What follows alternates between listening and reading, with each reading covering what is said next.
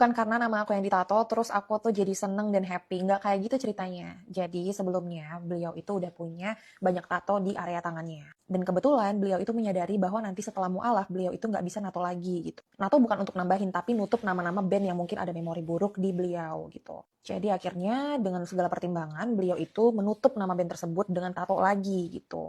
Kenapa nggak dihapus aja, di laser segala macam, Allahu alam gitu. Aku nggak paham masalah pertatoan. Dan sebelumnya udah diskusi juga sama aku, kira-kira boleh nggak nambah tato lagi? Tato untuk nutup doang ya, gitu. Aku sih sebelumnya udah bilang no selama beberapa bulan. Tapi karena akhirnya aku beberapa kali ditanya terus dan membuat kuping aku bising, ya udah gitu ya. Dengan segala pertimbangan ya udahlah gitu. Akhirnya kayak ya udahlah gitu, terserahmu gitu. Akhirnya ya sebagai seseorang yang saat itu dekat dengan dia, ya udah aku temenin gitu loh. Dan kita nggak ngerencanain sama sekali, aku nggak tahu sama sekali. Tiba-tiba di tempat itu beliau bilang pengen nato nama aku gitu loh.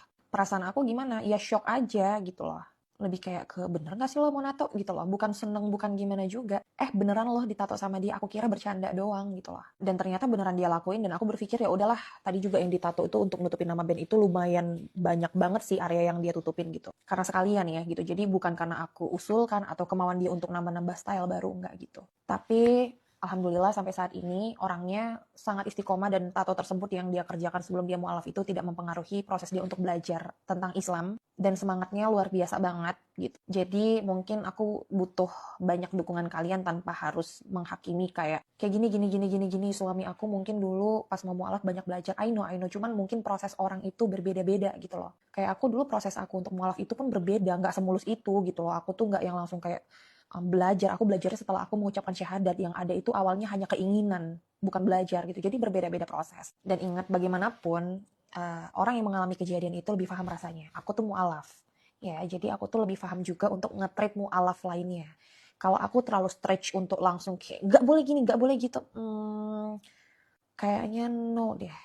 Nggak dulu, tapi nanti step by step gitu. Takutnya malah mental dan langsung chaos gitu. Karena dulu pun aku sempat ilfeel berpikir dua kali untuk menjalani kehidupanku yang sekarang karena aku melihat cerminan temanku yang stretch-nya itu mengkotak-kotakan gitu. Jadi treatment ke setiap orang itu berbeda-beda. Ada mungkin yang calon mualafnya memang yang cocok untuk di treatment agak keras, tapi kalau yang ini tuh aku sudah kenal lama, jadi lumayan paham rasanya nge-treatment mualaf plus emang kepribadian orangnya seperti apa. Jadi ya udah sekedar saran dulu gitu.